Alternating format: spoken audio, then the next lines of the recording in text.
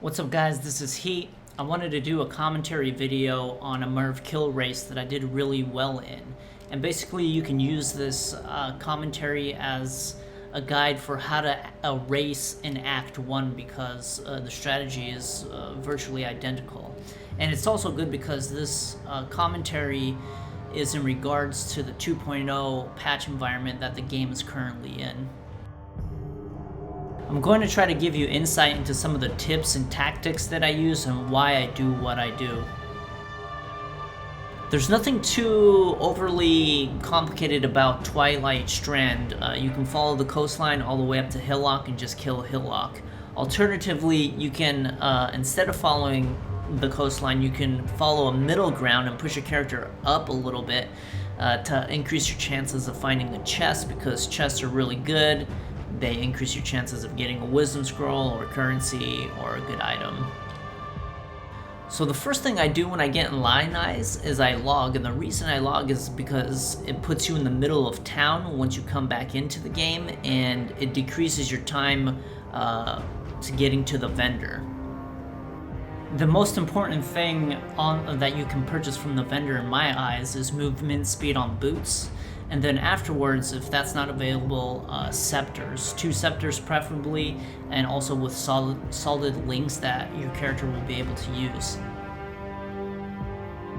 When making your way to Tidal Island, this is actually a really good opportunity for you to set up your gems, to socket your gems, and also to set up your skill bar for whatever's comfortable. And you want to do this on the fly, constantly moving, and then get your setup complete.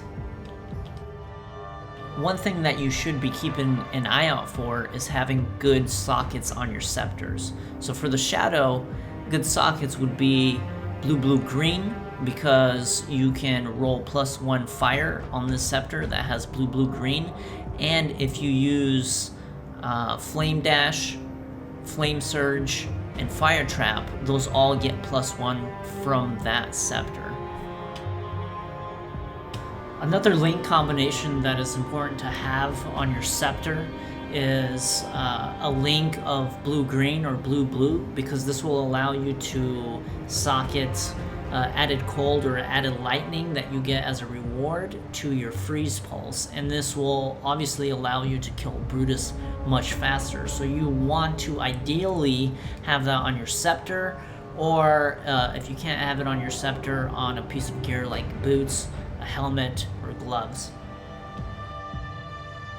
The general strategy in Tidal Island is to actually skip all the mobs, skip killing all the mobs until you get to Hellrake, and then kill Hellrake and any mobs that you aggro around him.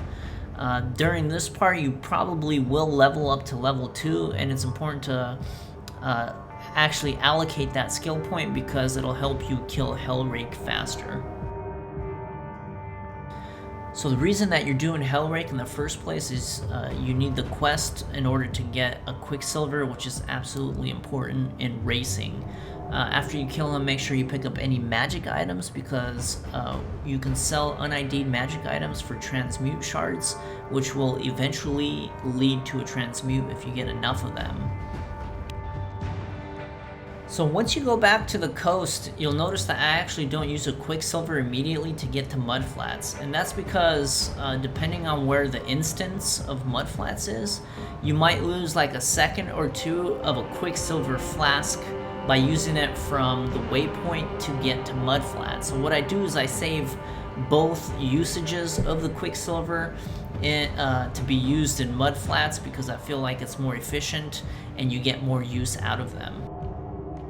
The general strategy of finding the nests hasn't changed in 2.0. What you do is you still follow the coast until the coast breaks off into like a mini river.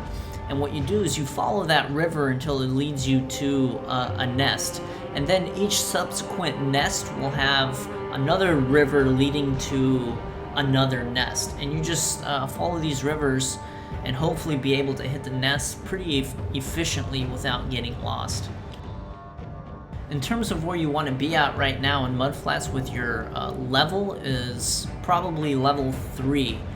Anything more than level 3, you're probably wasting too much time killing things in this zone. Submerged has changed in 2.0, and the map layout is substantially different. But the general strategy is once you figure out in which direction the map flows in, it's usually diagonal. So it usually goes diagonal left, or diagonal down right. And you want to stick with the flow of this direction that the map is creating for you. So at this point in time, one thing that's important to note is that if you're rocking 2 scepters, you should know how many attacks it takes to kill squids, and I usually kill squids and zombies and try to avoid the crabs. So if you do have 2 scepters, 1 fire trap, and 1 cast of your freeze pulse will generally kill squids. So you don't want to waste too much time killing them, or unnecessarily cast skills when you don't need to be doing that. When you see this particular enemy, you know you've been going in the right direction because it's generally placed in your path to the exit that leads to the ledge. There is one more important cue that will let you know that you're going in the right direction, and it's this bridge that shows up as a yellow bridge on your mini-map. And this bridge will always be there, and there will also always be a rare enemy. So if you see that bridge, you should take it because that leads to the exit. Now, unfortunately, I didn't really have the cleanest submerged passage. I did hit some dead ends a couple of times, so this wasn't the best submerged passage that I could have ran. However, it wasn't too bad. What I decided to do before entering ledge was use my transmute to transmute that scepter, hoping for a +1 to fire or +1 to cold because I had a blue link. I got neither, but I did get damage on it. There was some flat spell damage, which is pretty good, and it'll help you clear Brutus much faster if you have any sort of added damage to a scepter. Ledge is pretty straightforward in terms of strategy. Just kill every blue pack that you see and every large pack that you see. Don't waste too much time on small packs and just try to be very efficient with your killing from one pack to another. One decision that you have to make is whether you want to go back to town and pick up a medium life potion. If you have the currency, this might be a good idea, or you can roll the dice and hope that it drops. However, if you happen to not get a flask upgrade, a life flask upgrade, Brutus will be significantly more dangerous and more difficult, and probably take more time to kill with only a small life potion. So currently in the run, I'm actually doing pretty well, and I'm getting pretty decent RNG. I have good links on my scepters. I also have a large life flask, which is very important when doing Brutus and for survivability, and I have 2 mana flasks. Now that alteration and transmute drop is pretty key in a race, especially the alteration, because it'll allow you to craft a +1 on your scepter.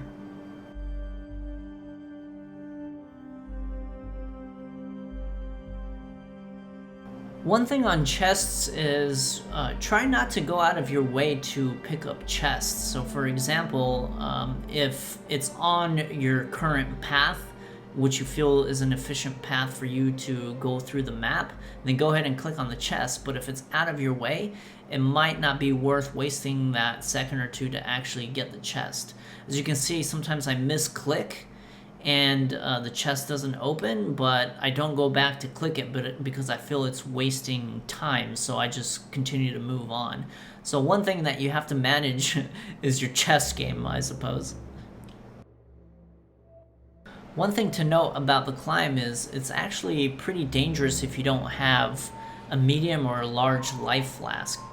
Enemies here tend to do a lot of damage, and so you can't play this zone as aggressive if you're only rolling with small life flasks.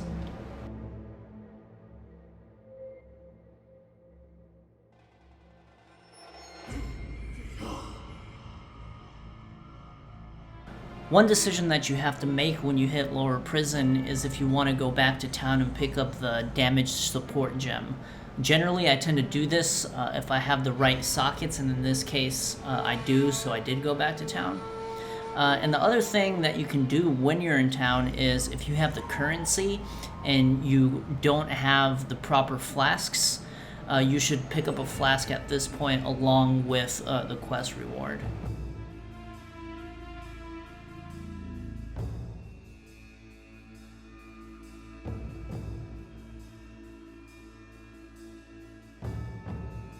The strategy that I use to finding my way in lower prison is from the waypoint, I always go down or left, whichever direction you want to call it, because I find more often than not this is the way that the map actually flows so that you can get to upper prison faster.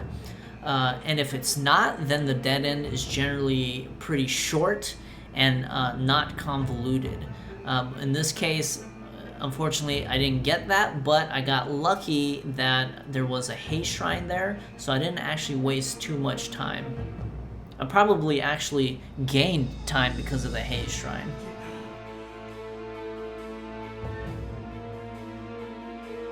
When you're running lower prison or even upper prison, depending on your character level, you want to keep in the back of your mind the socket colors that you have on your weapons, and be prepared to actually socket the gem that you got from going back to town. In this case, it was added lightning. So in my head right now, I know immediately once I hit level 8 where I stand and what I need to do with that gem, so I don't waste any time. You'll see that I actually equip it here immediately to my freeze pulse, and then just continue to go.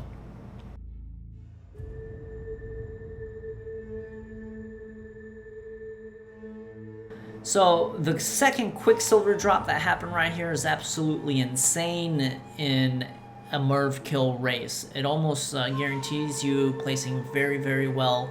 It's definitely a pivotal factor in allowing me to place number 2 overall in this race. If I hadn't had that Quicksilver, I don't think I would have nearly placed as well.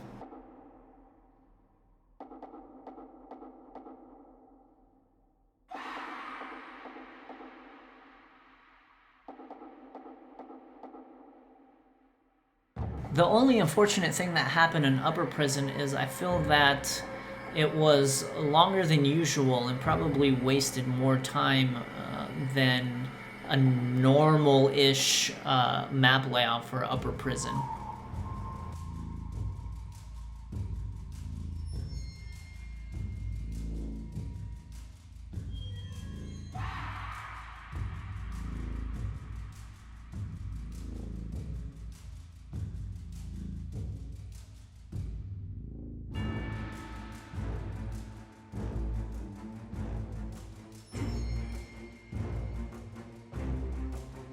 The reason I destacked the alteration stack right there was because I wasn't really sure what I was going to do with the 2 alterations, so I wanted them ready just in case I wanted to do a vendor recipe or utilize it in some other way. In this case, I actually rolled it on the scepter, which gave me +1 to fire gems, which is absolutely incredible because fire trap is going to be utilizing that +1 and increasing my DPS. One misplay that I did have here is I went into the Brutus fight without a chest piece.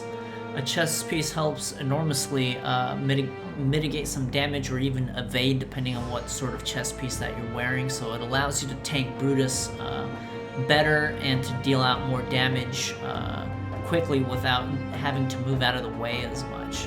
So that is one misplay, but I did have the +1 fire trap to help me out with damage. And then the other thing to note is that you can also use Fireball. If you pick up Fireball early, say for instance after Tidal Island, that is a good way to keep your distance while fighting Brutus and doing damage. If you do use Fireball, you would link added cold or added lightning to Fireball and just do Brutus that way instead of using Freeze Pulse. So at this point in the race, I'm probably 40 seconds behind the guy who killed Brutus first, which is quite significant in a Merville kill race. But I'm able to make up that time because I have crazy RNG with 2 Quicksilvers. Now I did post the 14-minute Brutus, which is actually not that good. It's okay, but something like 12-minute Brutus is what you actually want to aim for. I also recipeed a +1 to cold gems on that scepter that was had a blue link. So I have freeze pulse and added lightning, and the freeze pulse gets +1, which is going to help immensely for the Merville fight. One thing to note is when I did this fight, you didn't get Flame Dash as a reward from killing Brutus, but now you do get that, so you want to remember to pick that up before heading to Prisoner's Gate. One trick that you can use at the beginning of Prisoner's Gate to know in which direction you should be going is generally there is a de-elevation in the terrain in the correct direction. So if you choose one side of the road and it's completely flat and there's no elevation change, that means the actual way that you're supposed to be going is on the opposite side. If you actually go back in the video, you can see me notice that and immediately change to the other side so I can, get to the exit as quickly as possible. The layout for Ship Graveyard has changed in 2.0, however, I still generally use the same strategy that I did pre-2.0. I just follow the coast and hope that it takes me to the caverns. And sometimes you'll get an awkward Ship Graveyard where it circles you around, but you have to just recognize this from experience and from playing races often.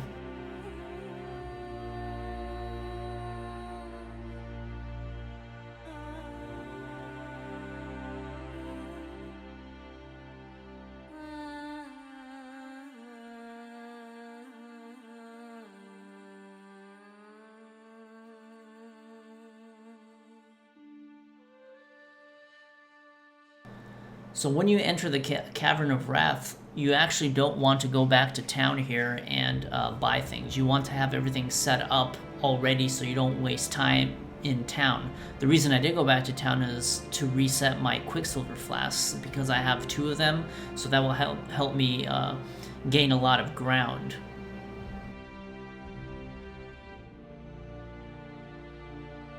Looking back on this video, there's another misplay here. I didn't actually purchase Flame Dash when I killed Brutus and you logged to go back to town. I should have actually saved a transmute and purchased Flame Dash. That might have helped me kill Merville much faster and maybe even helped progress to Merville much faster.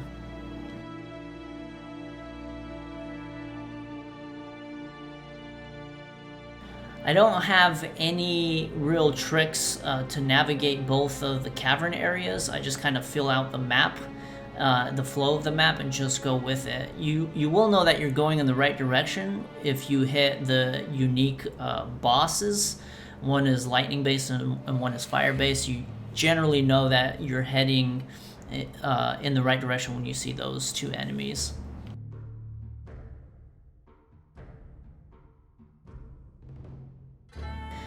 In a race like a boss kill race, it's very important, and I think more so than normal, to not kill as much and realize what's the most efficient level to be at in each zone and for each boss. And so what I tend to do is I only kill to get flash charges, not for experience. Once I hit the experience that I think I need to be at, then I just kind of ignore killing everything and just use the opportunity to recharge my flasks. Another trick that you can do is if you have portal scrolls, these are really, really underrated for doing boss fights, because if you run out of Quicksilvers, then you can just TP back to town, refill it, and then go again. So for the Merville fight, it's nice if you have cold res because she does cold damage and she also does physical damage. However, using a Sapphire Ring is probably not going to happen because you're not going to be at level 11, which is the required level to use it. So you have to do this fight with cold res that you have on your gear, if you have any at all. The most dangerous attack is her long distance sort of ice spear, rapid ice spear barrage, and that's the only thing that you need to look out for. The way the mechanics or the AI works, from my view, is if you're standing at a medium to far distance away from Merville, it seems to trigger that attack more so than if you stand close. So you want to keep that in mind when you're doing the fight. Also, if you stand close to a medium distance to her and she starts walking towards you, more likely than not, you've triggered an AI attack, which is the run up and attack. So you don't have to worry about dodging a lot of things. Also, during that phase, you want to position yourself to kill her sword adds or animate weapon adds, whatever that attack is, and her at the same time. So positioning is pretty important. In the second phase of the fight, if you don't have any cold res but you have a medium life flask or a large life flask, you can completely tank her scream and just spam your spells until her attack is over. I hope you guys enjoyed the video and learned something. Thanks for watching.